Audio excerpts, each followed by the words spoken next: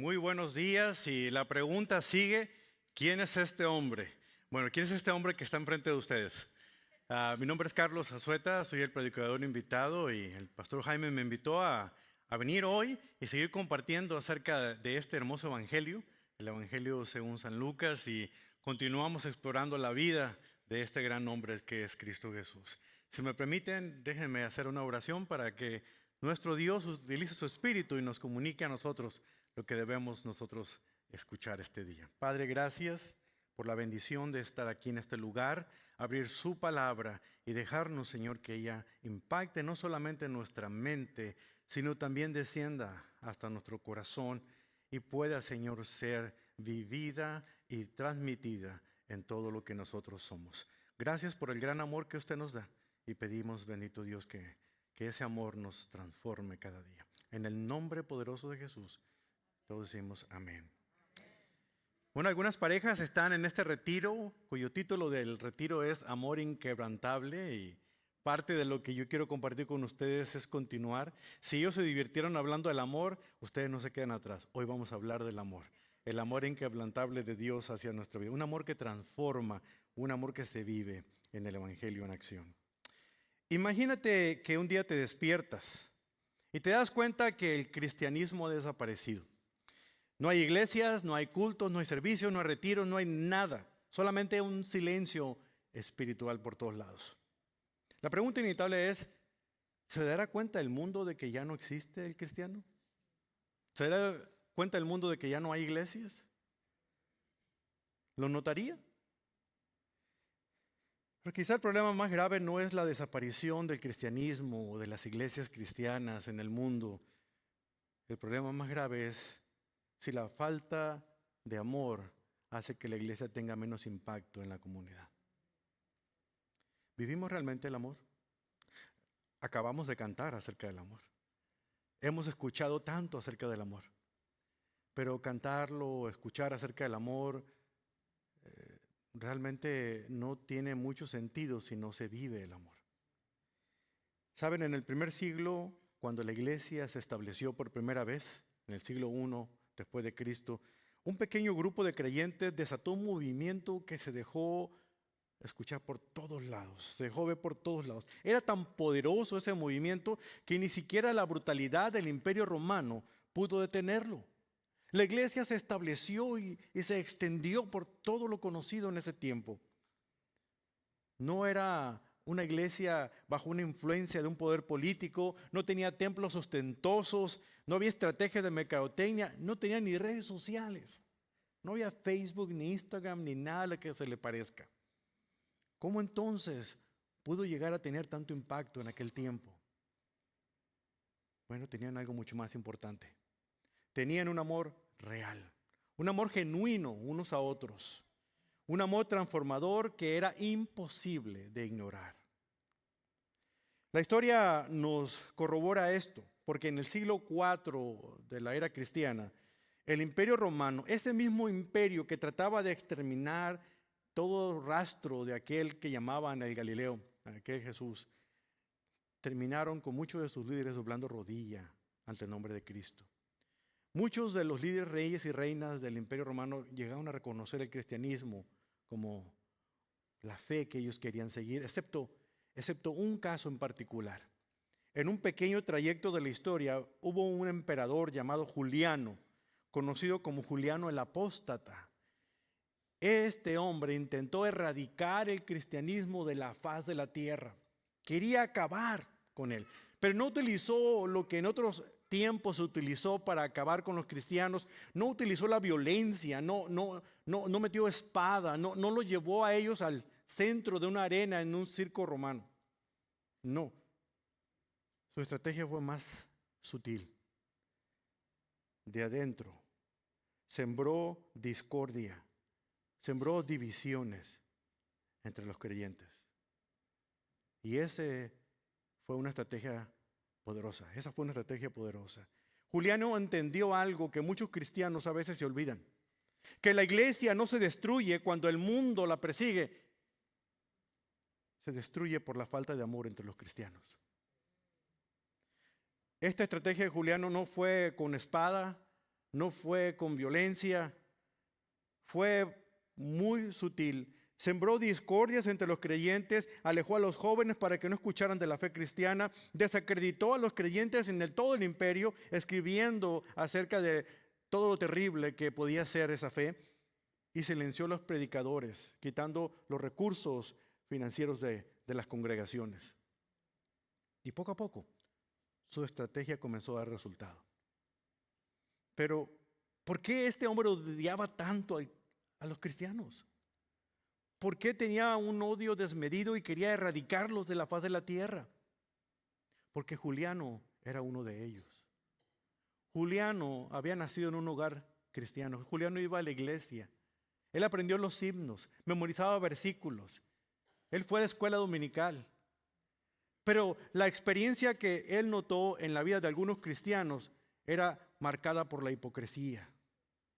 Veía en ellos a personas que hablaban del amor, pero se atacaban unos a otros. Se hablaban a espaldas. Hablaban de la gracia, pero no se querían perdonar unos a otros. Él sabía que si lograba apagar ese amor tan repugnante, porque para él eso era repugnante, los cristianos se volverían vulnerables, intolerantes y terminarían por destruirse unos a otros. Y casi lo logró. De hecho, un escritor de la época de Juliano hizo una declaración bastante fuerte en contra de los cristianos, diciendo: no hay bestia salvaje más peligrosa para la humanidad que un cristiano cuando se enfrenta a otro cristiano. Dura afirmación.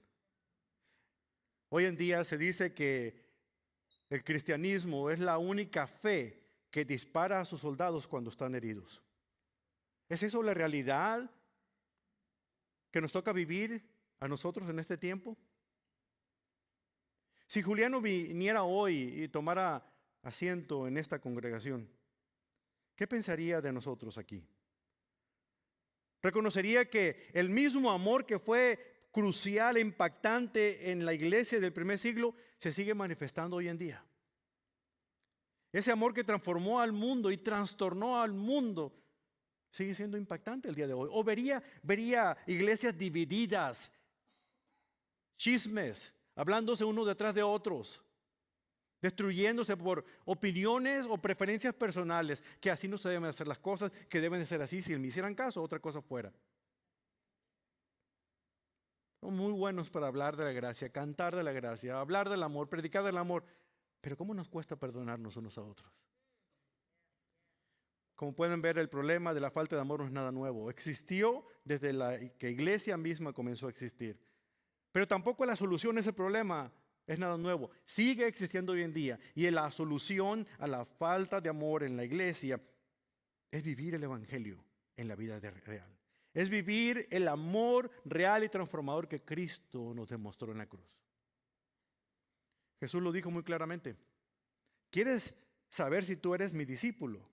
Juan 13, versículo 34 lo dice: este mandamiento nuevo les doy, nuevo porque era nuevo para ellos, no era como lo que miraban alrededor, que se amen los unos a los otros. ¿Y qué hacemos muchas veces en las iglesias? En lugar de amarnos los unos a los otros, le agregamos una R, nos armamos los unos a los otros. Terrible. Dice Jesús: así como yo los he amado, también ustedes deben amarse los unos a los otros. De este modo, no por lo mucho que sepas de la Biblia, no por lo bonito que se vea tu templo, no por lo hermoso que canta el grupo de alabanza. De este modo, si se aman unos a otros, todo el mundo sabrá que son mis discípulos. ¿Está complicado entender eso? Complicado es vivirlo, ¿cierto? Pero esto es lo que significa. La idea central que trato de plasmar en su mente y en su corazón es que el amor que vivimos prueba el evangelio que predicamos. Sí, el amor que nosotros demostramos es la evidencia del evangelio que proclamamos.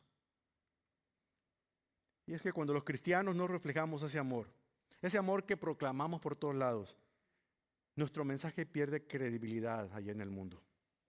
No basta con conocer la verdad, debemos encarnarla en nuestras vidas, debemos vivirla en nuestras relaciones diarias, sobre todo dentro de la iglesia, porque si el amor que nos demostramos dentro de cada la iglesia, eso repercute en lo que ocurre allá afuera. Jesús, anticipando esta lucha que todos tenemos, cuenta una historia, una enseñanza poderosa aquí en el Evangelio de Lucas capítulo 10. Es la historia conocida como la parábola del buen samaritano. Porque en esa parábola Jesús nos enseña algo, nos dice que el amor no es una opción, el amor no es un sentimiento, el amor es una decisión. Y la señal más clara de que pertenecemos a Cristo es cuando aprendemos a amarnos los unos a los otros, cuando vivimos el Evangelio. De esa manera el Evangelio realmente se expande. El amor mutuo, hermano, hermana, ese amor que nosotros nos podemos demostrar, es la estrategia de evangelística más poderosa que ustedes se pueden imaginar. No es aprender el camino de los romanos, ni las 4 leyes espirituales, ni memorizar cualquier método que utilizas para evangelizar. El evangelismo que realmente impacta vidas allí en el mundo es cuando realmente nosotros vivimos lo que predicamos en nuestra vida. Sé que hoy voy a ver 3 puntos con ustedes. Vamos a ver un principio, vamos a ver una parábola y vamos a ver una práctica. ¿Se pueden acordar de eso? El principio, que realmente es el mandato, de amarnos los unos a los otros. La parábola, que es la parábola del buen samaritano, donde es el modelo que debemos nosotros seguir. Y por último, la práctica, que es la misión que tenemos. Así es que, como quiera que se la memorice, principio, parábola o práctica. Y si usted quiere saberlo de otra manera, el mandato, el modelo o la misión que tenemos como cristianos. Vamos a ver el primer punto. Si trae sus Biblias, por favor, ábrala en Lucas capítulo 10, comenzando en el versículo 25 para ver el primer punto. Este principio de amar a Dios y al prójimo. Amar a Dios y al prójimo es un principio bien importante. No son cosas que se pueden separar, van unidas. Una moneda tiene 2 lados. Bueno, este principio tiene 2 lados. El amor a Dios no puede existir si no existe el amor al prójimo. Y eso es la gracia. La gracia tiene forma de cruz. Es el amor de Dios hacia nosotros y el amor que nosotros debemos extender hacia los que nos rodean. No podemos separarlos. Algunos somos muy buenos para aceptar la gracia de Dios, pero ¿cómo nos cuesta extenderla hacia los demás? Pero no puede existir una sin la otra. Este es el principio que tenemos que recordar. Si ustedes pudieran tener la oportunidad de hablar con Jesús, si estuviera aquí con nosotros, que está en espíritu, pero si ustedes pudieran verlo a Él, ¿qué pregunta le haría? ¿Qué aspecto tocarían con Él? Imagínense el caso de un experto en la ley, alguien que conocía bien de la Biblia y tenía la oportunidad de estar frente a Jesús. Y aquí en Lucas capítulo 10, versículo 25, se nos habla de la pregunta que le hizo. Se acerca a Él y le llamó maestro, casi entre comillas. Porque los intérpretes de la ley, los maestros de la ley fariseos de este tiempo, no querían mucho con Él. Pero lo toleraban porque la gente iba detrás de Él. Y le hace una pregunta, dice, maestro, ¿qué debo hacer para heredar la vida eterna? Esta pregunta va mucho más allá de un cuestionamiento intelectual. Él no estaba queriendo saber realmente qué necesitaba para vivir de acuerdo a los preceptos de Dios. Cómo podía tener una comunión con Dios. Cómo podía estar seguro de que estaba en el camino correcto, porque había muchas diferentes religiones. No, él ya sabía, es un intérprete de la ley. Era una persona que conocía la ley de Moisés. Él sabía lo que significaba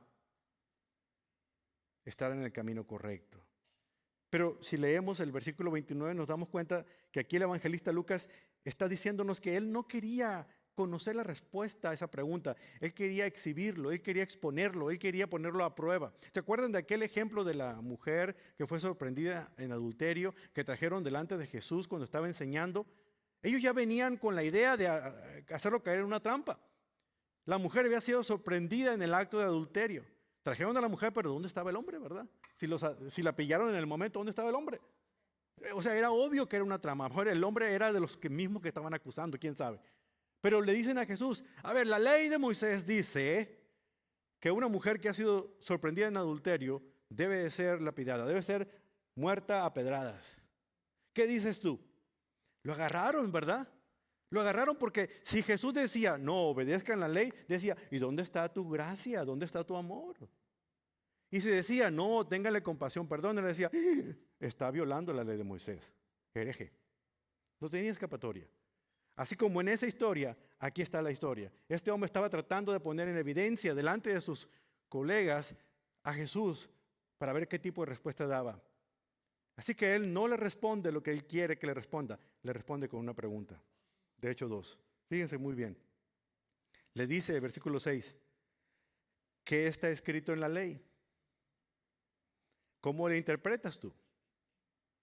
Ustedes han escuchado hablar de método de estudio bíblico o hermenéutica, que son 4 pasos: observación, interpretación, correlación y aplicación. Aquí Jesús lo está exhibiendo los primeros 2. ¿Qué dice el texto? ¿Cómo lo interpretas tú? ¿Qué es lo que significa?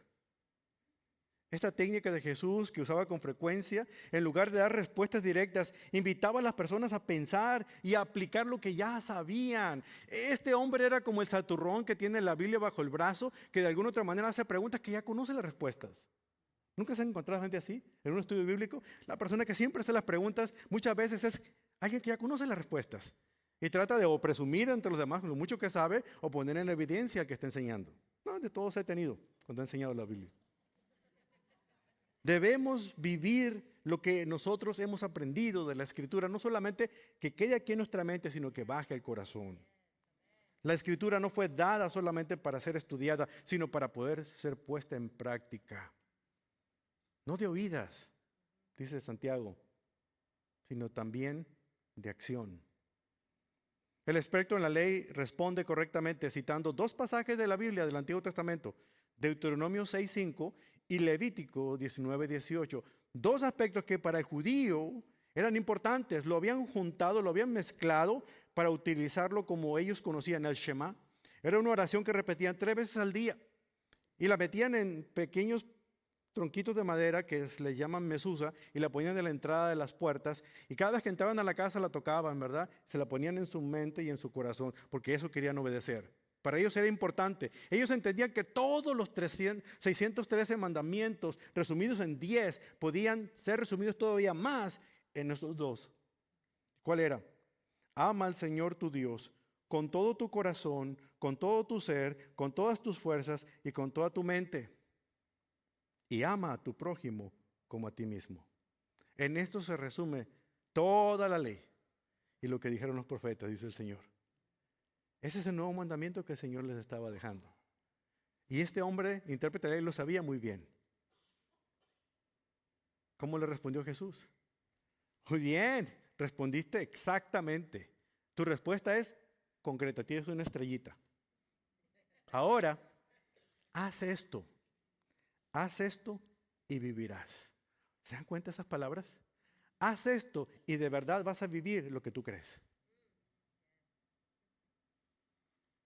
Haz lo que dice la Biblia, entonces vas a vivir lo que tú crees. ¿Por qué? Porque simple y sencillamente, hermano, el amor que tú vives realmente autentifica el evangelio que tú predicas. El amor a Dios y al prójimo son inseparables. Aquí está el principio. Y aquí surge la pregunta, ¿cómo debe ser este amor? Jesús aquí no está hablando de un sentimiento superficial, habla de amor ágape, amor sacrificial, amor desinteresado. El problema es que a veces cuando leemos el Nuevo Testamento encontramos solamente una palabra, amor, para 3 tipos de amor que entendían los griegos. Eros, el amor romántico, el amor que se tiene en las parejas, el amor que fluye de un atractivo, de una manera muy, muy especial. Luego viene el amor filial, el amor de hermanos, el amor de amigos. Por eso se llama la ciudad de Filadelfia, Filos, Adelfos, la ciudad del amor fraternal. Pero el amor que viene aquí en este pasaje es el amor que encontramos en 1 Corintios 13. Es el amor que Dios quiere que nosotros vivamos porque es el amor con el que Él nos ha amado. El amor ágape, un amor sacrificial, un amor que se da sin esperar recibir nada a cambio. Un amor que se da sin que uno se lo merezca. ¿Cómo debe ser este amor? No es el amor que decimos cuando decimos, oye, yo amo la pizza. Yo amo el fútbol. Yo amo a mi perro. No, ese no es el tipo de amor. Esas son preferencias, hermano. En respuesta, Jesús confirma que amar a Dios con todo, todo, todo, todo. 4, con todo tu ser. Y el prójimo como uno mismo son cosas que no se pueden separar. No se trata solo de conocimiento teórico, sino de ponerlo en práctica. Este principio claro y fundamental está aquí en la Escritura. Es fácil de encontrarlo, pero difícil de practicarlo. Es sencillo hablar del amor, imprimirlo en camisetas, en tazas de café, ponerlo en la entrada de los templos. Pero el amor que demostramos es la evidencia del evangelio que proclamamos. ¿Alguna vez has sentido que la iglesia es más conocida allá afuera con tus vecinos, con las peleas internas que tienen, con las rencillas que hay entre esta iglesia y la otra? Es que nosotros tenemos música moderna y aquellos puro piano o puro órgano. Cuestiones de preferencia. Y a veces dividimos. No queremos ir allá porque acá. ¿Te ha pasado que alguien te ha decepcionado tanto que te cuesta amar como Jesús te pide que lo hagas? Yo he estado ahí. A mí me ha costado a veces tener que tragarme mi orgullo e ir a la persona y aún pedir perdón cuando yo soy el ofendido. Dios no nos está mandando a hacer cosas que nos agradan. Nos está mandando a hacer las cosas que son correctas. La reconciliación no significa restauración. Si eso se da, qué bendición. Pero tú puedes reconciliarte simple y sencillamente porque sabes qué es lo que es correcto. Reconciliación y perdón es como un puente, pero se construye de dos lados. A ti nada más te corresponde construir el lado donde tú estás. Si la otra persona no construye, ya no es tu problema. Pero tú estás buscando imitar a Jesús en aceptar y pedir perdón. Esto nos lleva al segundo punto, porque ahora Jesús contó esta historia para mostrarnos este poderoso principio, que es el amor en acción, en la parábola del buen samaritano. Todos hemos estado en situaciones donde nos preguntamos, ¿realmente tengo yo que ayudar al necesitado? A veces vamos por la carretera, y sobre todo si es de noche, y sobre todo si la calle está sola y no hay carros alrededor, y alguien está con una llanta ponchada en su vehículo, y decimos, bueno, alguien más con más tiempo que le ayude. Yo ya voy a mi casa, voy a llegar tarde al culto. O no sé, a lo mejor están pensando, ¿y qué si es una trampa y me van a asaltar? A lo mejor es algo que estuvo ocurriendo en esta historia, porque Jesús está hablando de una historia donde se involucran 3 personajes. Eso es exactamente lo que el experto de la ley está escuchando de la historia que contó. Aquí vemos la verdadera intención del Señor, que no debemos nosotros preguntarnos a quién debemos amar, sino quién puede recibir nuestro amor. Fíjense la pregunta que hace el experto de la ley. Señor, ¿y quién es mi prójimo? O sea, su pregunta realmente está diciéndonos a nosotros, no a quién voy a ayudar, sino quién realmente es digno de merecer mi amor. Yo estoy haciendo excepción de personas, o él está haciendo excepción de personas. Por eso él comienza a contar la historia. Y el primer personaje es una persona que está herida. Fíjense muy bien, versículo 30. Bajaba un hombre de Jerusalén a Jericó y cayó en manos de unos ladrones. Le quitaron la ropa, lo golpearon y se fueron dejándolo medio muerto. El camino de Jerusalén a Jericó era conocido por ser peligroso. Cuando dice bajar o descendió de Jerusalén, es porque la ciudad de Jerusalén estaba en un lugar alto, en una montaña. Y en la planicie estaba Samaria. Por eso leemos que bajó, no en el mapa que tenemos al final de la Biblia porque estaría hasta arriba. Decimos, ¿por qué se bajó si va hacia el norte? No, nuestros mapas dicen norte, sur, este, oeste.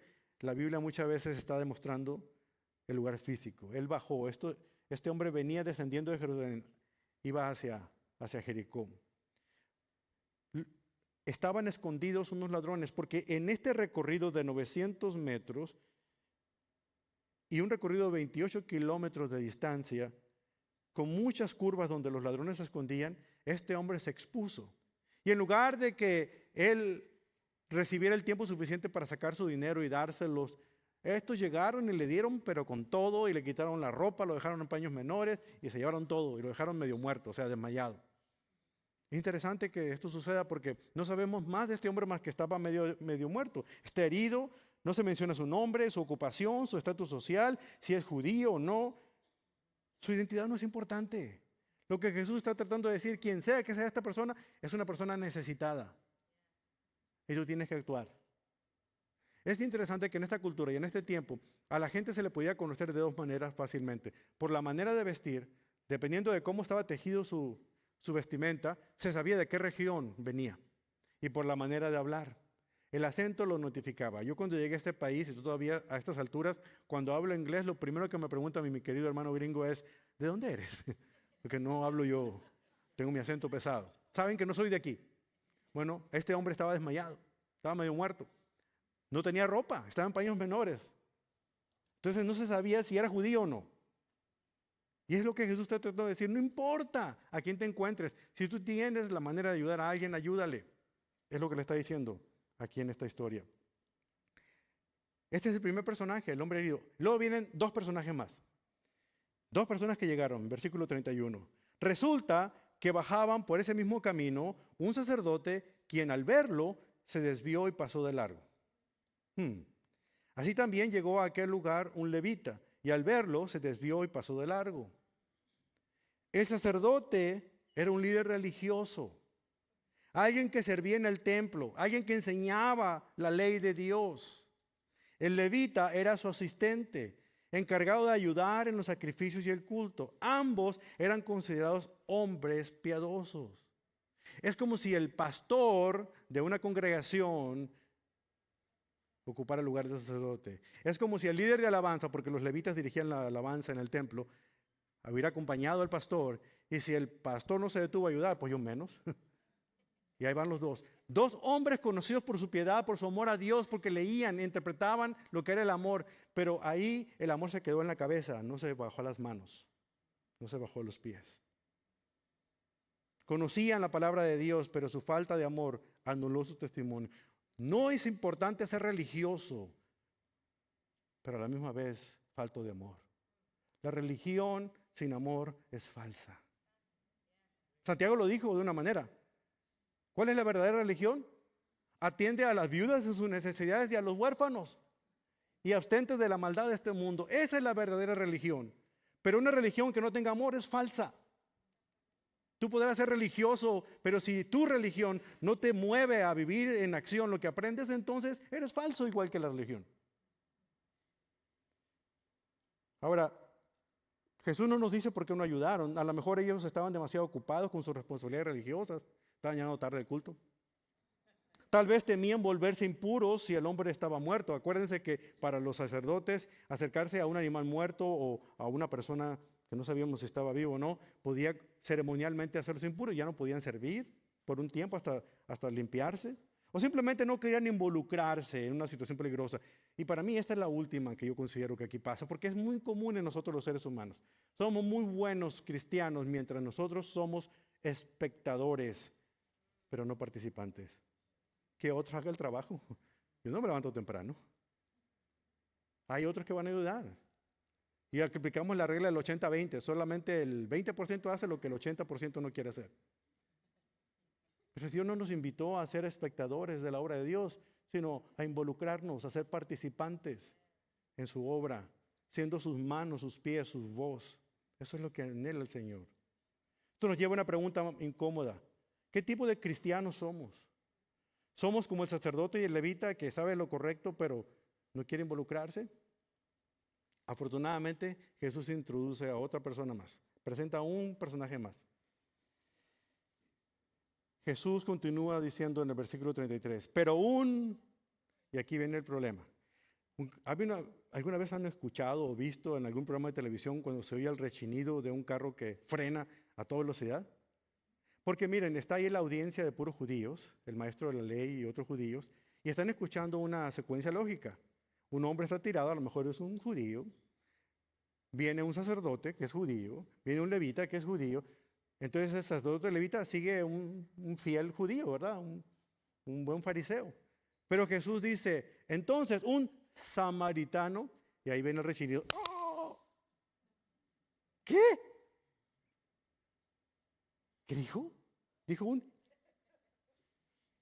y es el innombrable. Ni siquiera podían decir su nombre.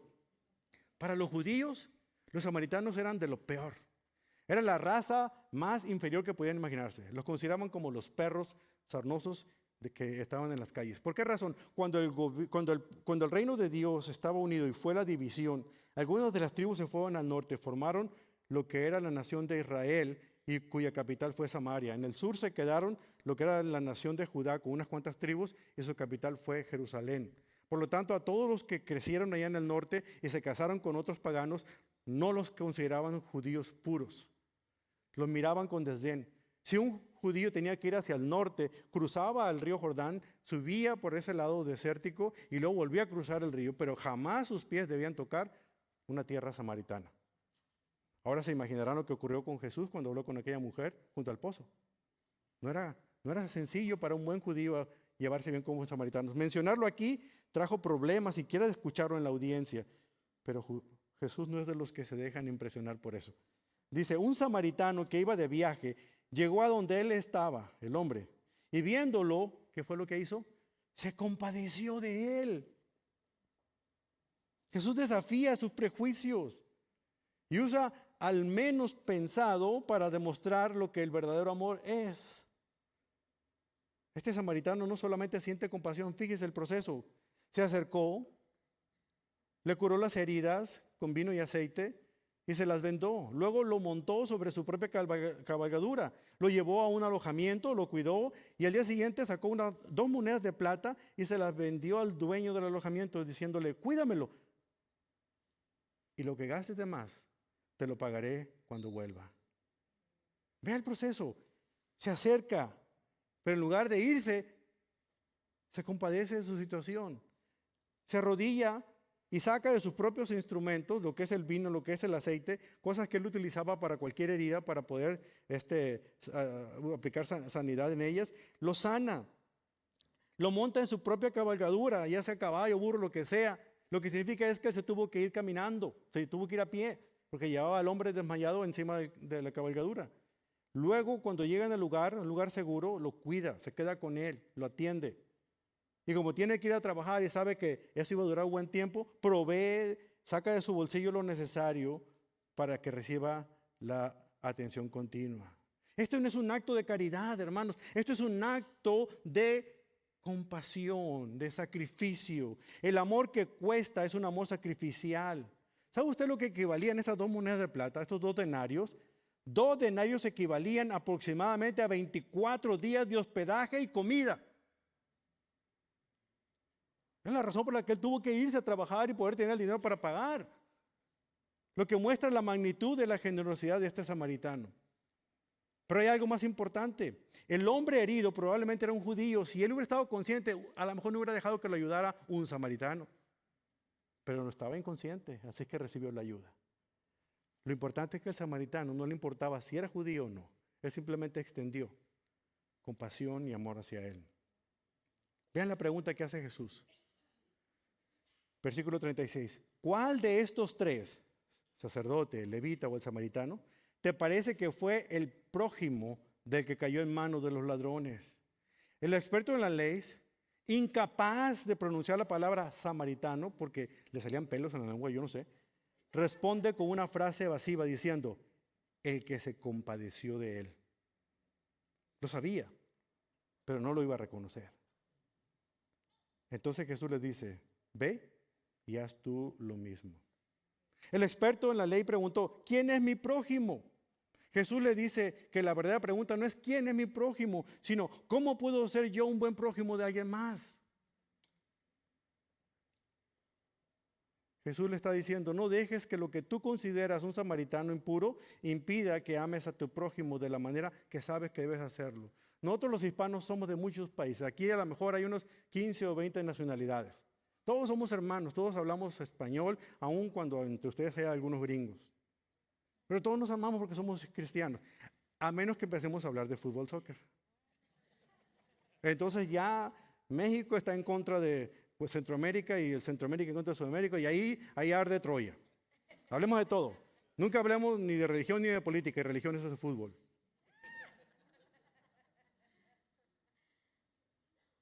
Pero el prójimo por excelencia que Jesús está mencionando aquí es aquel cuyo amor contrastaba el de los líderes religiosos. que no tenían compasión. Por eso, el desafío para ustedes y para mí al escuchar esta historia es, ¿amo solamente a aquellos que me agradan? ¿Amo solamente cuando es conveniente para mí? ¿Estoy dispuesto a demostrar amor aunque no reciba nada a cambio? ¿O solamente hago el quid pro quo? Es decir, ayudo a alguien porque sé que esa persona me va a ayudar a mí también. ¿Qué tipo de amor demuestro a la gente? ¿Solamente cuando es conveniente para mí? Jesús nos deja a ustedes y a mí un mandato claro. Ve y haz tú lo mismo. Lo que distingue a los verdaderos seguidores de Cristo no es cuánto sepamos, sino cuánto amamos. Porque el amor que demostramos es la evidencia del evangelio que predicamos. Ahora, el tercer punto es la práctica. ¿Cómo podemos vivir este amor aquí en esta comunidad de fe? Y para eso nos da un recordatorio del mandato que dio a sus discípulos en Juan 13. Hasta ahora hemos visto el principio fundamental. Amar a Dios y al prójimo son inseparables, son los dos lados de la misma moneda, no los puedo separar. También hemos visto cómo Jesús ilustró ese amor a través de la parábola del buen samaritano.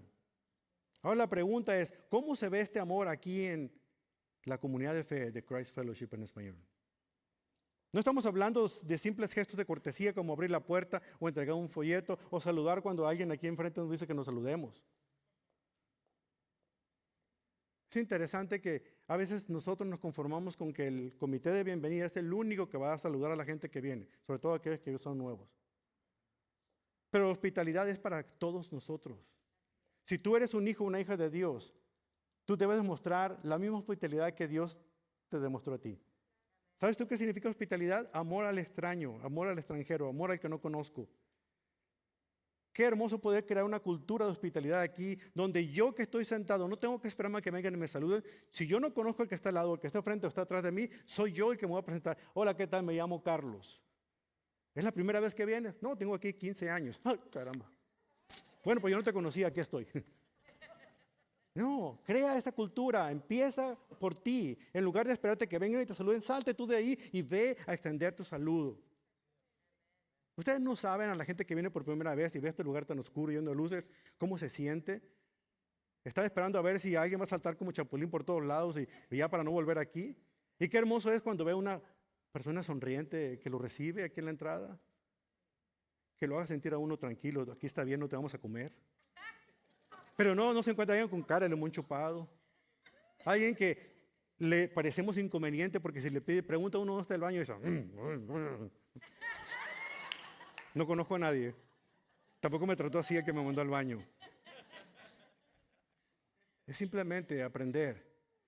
Tampoco esperes a que el café y la dona te levante el espíritu. No, es que así me siento porque no he tomado el café. Espérate, si el café es lo que te va a levantar el espíritu, entonces tú no has entendido lo que es el evangelio. Porque lo que te tiene que levantar tu espíritu es el Espíritu Santo. Porque eres creyente, porque eres una creyente, es lo que te debe levantar y debe fluir en ti. No te esperes a que el café te levante el ánimo. Si ese es el caso, no has entendido el evangelio. Jesús nos dejó claro, la prueba de nuestra fe no es cuánto sabemos, sino cuánto amamos. Juan lo dijo de esta manera, les doy un nuevo mandamiento, dijo Jesús, que se amen los unos a los otros. De esta manera el mundo sabrá que son mis discípulos. Este es el estándar más alto. Como Cristo nos ha amado, debemos amar a los demás. El amor dentro de la iglesia es nuestra mayor evidencia de que pertenecemos a Cristo. De hecho, es nuestra carta de presentación al mundo. Es nuestra tarjeta de presentación de que el mundo sepa que realmente somos creyentes. Qué hermoso es que los vecinos de Christ Fellowship puedan conocer y decir, ahí hay mucha gente que va el domingo en la mañana. Esa gente es amable, esa gente ayuda. Esa gente no me está estacionando enfrente de mi casa y bloqueándome la cochera. Esa gente viene y a veces me muestra de cariño. ¿Qué habrá? ¿Qué les dirán? Y lo que sea que les den, yo quiero. Porque lo que les ha impactado no es que vayan ustedes a entregar el folletito, lo que les ha impactado es que tanto ustedes demuestran el amor que conocen. Que la siguiente vez que hay un restaurante que llevarse folletos para darle que le pague el tip, en lugar de eso, demuestren el cariño a esa persona de otra manera. El amor en la iglesia es el testimonio al mundo. El amor fue la estrategia del evangelismo en los primeros años de la iglesia cristiana. Pero ese es el amor que Juliano dijo que si los cristianos seguían haciendo ese amor vívido en sus vidas, era imposible de ignorarlos porque amaban incluso a sus enemigos y cuidaban de los enfermos. El crecimiento de la iglesia no se debía a estrategias humanas, sino al amor genuino entre ellos. ¿Será acaso lo mismo para nosotros hoy en día? Absolutamente. Cuando el mundo ve una comunidad cristiana donde hay amor real, genuino, es un testimonio poderoso. Jesús nos dijo, el mundo sabrá que son mis discípulos por su teología correcta, por la sana doctrina que predican, por sus predicaciones elocuentes o sus actividades religiosas. No, Él dijo, el mundo sabrá que son mis discípulos si se aman los unos a los otros. ¿Cómo se ve este amor aquí? 3 formas muy fáciles de tomar en cuenta. Ama sin condiciones. No solamente con palabras. Habla, ama con tus acciones, demuéstralo. No solamente me digas que me amas, no solamente digas, te amo en el nombre de Cristo. No, demuéstrame que me amas en el nombre de Cristo. Juan 1:3-18 dice, queridos hijitos, no amemos de palabra ni de labios para afuera, sino con hechos y de verdad. No se trata solamente de decir, Dios te ama. Es decir, Cristo te ama, yo también. Y de esta manera te lo demuestro. Número 2, ama incluso cuando no sea fácil. Ama sin condiciones. Mateo 5:44. Pero yo les digo, amen a sus enemigos y oren por quienes los persiguen. Amar a quienes nos agradan es fácil. Amar a aquellos que nos han hecho un favor, claro que es fácil. Amar a los que se ven como yo, lucen como yo, es sencillo. Pero eso no es gracia. Amar a aquel que no se lo merece, eso es el reto para nosotros. Nuestra comunidad de fe debe reflejar el amor de Cristo. Y aquí está la tercera. Amar dentro de la comunidad cristiana demostrando el verdadero amor de Cristo. Pablo lo dijo realmente con claridad en Romanos 12:10. Ámense los unos a los otros con amor fraternal, respetándose y honrándose mutuamente. No hablando a las espaldas, no contando chismes, no levantando falsos. Eso no es amor. No como la hermana que llega y dice, "Ay, hay que orar por la hermana Juanita. Porque ¿sabes qué? El otro día la vieron salir de un restaurante con alguien que no era su marido. Hay que orar por ella." No, eso no es amor, eso no es petición de oración, eso es chisme. Y el problema no lo tengo con la persona que les dijo, el problema lo tengo con usted que lo escuchó. No hiciste nada para decir, eso a ti no te consta. Así es que, ¿por qué no oramos por ti, por mí y para que Dios nos cuide? ¿Quiere acabar con los chismes en la iglesia? Deje de escucharlos. Y se acaban. Nuestra comunidad de fe refleja el amor a Cristo. Hay 2 ejemplos que dejo con ustedes para finalizar, mientras el grupo de alabanza se prepara. El primero es algo que no deben imitar. Y el segundo es algo que debemos todos imitar. El primero que todos debemos seguir es el siguiente. En una iglesia rural había una mujer llamada Bárbara. ¡Qué bárbara! Miembro fundadora de la iglesia, conocedora de la Biblia, enseñaba a un grupo de mujeres, tocaba el piano. Un día pidió reunirse con el pastor, era nuevo. Y le decía, usted es nuevo aquí, usted no sabe. Yo he estado toda mi vida aquí en esta iglesia. Y quiero decirle algo, usted tiene que hacer algo. Porque desde hace algunos tiempos el pastor que estaba antes que usted comenzó a usar guitarras eléctricas y baterías en los cultos. Y eso no es de Dios. Esa es música del diablo. Así que yo lo reto a usted, pastor, ahora que está aquí, no es su culpa, pero debiera quitar esos instrumentos y utilizar solamente el órgano y el piano, que son los únicos que están santificados. Y de preferencia cantar puros himnos, porque todos esos cantos nuevos, nah. Entonces el pastor, antes de que se atragantara con el sándwich de pollo que se estaba comiendo, le dice, ¿cómo está su familia? Le dice, ay, pastor, debía orar por mí. Tengo uno de mis nietos, 20 años, y el muchacho no quiere saber nada de Cristo. No quiere ir a la iglesia, lo he invitado. Él creció en la iglesia, él fue a la escuela dominical, iba a la escuela bíblica de vacaciones, pero de repente ya no quiere ir y no lo puede hacer lo que vaya. Entonces el pastor fue iluminado y le dice a la hermana Barbarita, hermana Bárbara, ¿usted estaría dispuesta a renunciar a 20 minutos de lo que usted llama tortura musical si eso significara que su nieto Ben viniera a la iglesia hasta sentarse a su lado? Y Bárbara respondió al instante, absolutamente, toque lo que quiera, si eso quiere decir que mi Ben estará conmigo en la iglesia. Aquí está la lección. Amar a los demás si nos conviene no es amor cristiano. Amar a los demás solo porque cumple con mis preferencias personales no es amor verdadero. Cuando nuestro amor depende de nuestras preferencias, que éstas se cumplan, estamos amando de manera egoísta y no es lo que Dios pide del amor del cristiano. Aquí viene la otra cara de la moneda, el amor que sí debemos imitar. Imagínense un hombre humilde, necesitado, de una comunidad muy pobre. Va a la tienda, su esposa quiere hacer un postre y le dijo, necesito 2 docenas de huevos. Así es que él con un amigo van a la tienda y cuando llegan allá a la tienda, en el estante solamente quedan 2 docenas de huevos. No es nada nuevo, ¿verdad? Lo hemos visto cuando hemos ido a la tienda. Vi un poquito y si lo que está no lo podemos pagar, ¿verdad? En fin. Pero en lugar de agarrar las docenas de huevos, como lo haríamos cualquiera de nosotros, agarra solamente una y se va y la empieza a pagar. Su amigo que le dice, oye, ¿qué no te encargó tu mujer 2 docenas de huevos? Y él dice, sí, pero tal vez alguien más los necesite tanto como nosotros. Y yo quiero que cuando lleguen a la tienda puedan encontrar que sea una docena de huevos.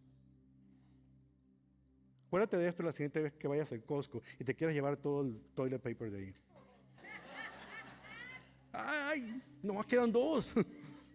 O los huevos que quedan.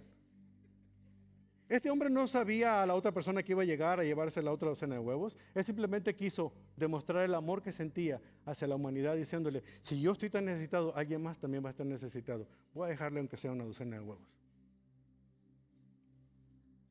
Es amor desinteresado. Pensar en los demás antes que nosotros mismos. Es el amor que Jesús nos ha enseñado. El amor dentro de la comunidad de fe no es opcional, es un reflejo del evangelio que proclamamos, hermanos. Así que ponte a pensar, ¿hay alguien dentro de aquí de la comunidad de Christ Fellowship en español que necesita que lo amemos bien, genuinamente? ¿Qué prejuicios, preferencias o actitudes necesitamos rendir para amar mejor? ¿En qué puedo contribuir para que esta congregación sea un lugar donde el amor de Cristo sea evidente, no mis preferencias personales? Saben, cuando amamos a Dios con todo nuestro ser, ese amor se derrama hacia los demás e infecta la comunidad donde vivimos, porque el amor que demostramos es la evidencia del evangelio que predicamos. Pero hay algo más profundo aún con lo que te quiero dejar esta mañana. La parábola del buen samaritano no es solamente una lección moral, es un reflejo de lo que Cristo hizo por ti y por mí también. Jesús no solamente nos da el ejemplo del buen samaritano, sino que Él mismo es nuestro buen samaritano. Él nos encontró heridos por el pecado, abandonados y sin esperanza.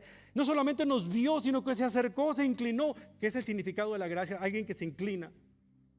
Se acercó, nos levantó, pagó el precio de nuestra redención allá en la cruz con su propia sangre. Romanos 5:8 dice, pero Dios muestra su amor para nosotros en esto, en que cuando todavía éramos pecadores, Cristo murió por nosotros. No teníamos que estar limpios para que Él nos amara. Nadie a tu alrededor tiene que estar completamente bien contigo para que tú le muestres amor. Simplemente ámale porque Dios te ha puesto en su camino. Esto es lo que hizo el buen samaritano en la historia. Y esto es lo que hizo Jesús por ti y por mí. Si hemos sido amados de esta manera, ¿cómo podemos negarnos a amar a los demás? Así que Jesús dejó un mandato muy claro. Ve y haz tú lo mismo. No más excusas. No podemos esperar a que alguien más lo haga. El llamado es para ti, no para tu vecina que no vino, no para las parejas que están en el retiro, es para ti. Nosotros somos llamados a ser el reflejo de Cristo en el mundo. Vivamos ese amor en acción. No por obligación, sino como respuesta natural por el amor que hemos recibido. El mundo necesita más cristianos, no con una teología implacable, sino con corazones ardientes por Cristo, que demuestran su amor a la humanidad. Ama con hechos, no con palabras. Ama sin condiciones. Ama dentro de tu comunidad de fe. El mundo no necesita más discursos acerca del amor, más cantos acerca del amor. El mundo necesita verlo reflejado en todos y cada uno de nosotros, para amar a otros como hemos sido amados. Ponte de pie, vamos a orar. Vamos a pedirle al Señor que nos ayude de una manera clara, fehaciente en esto.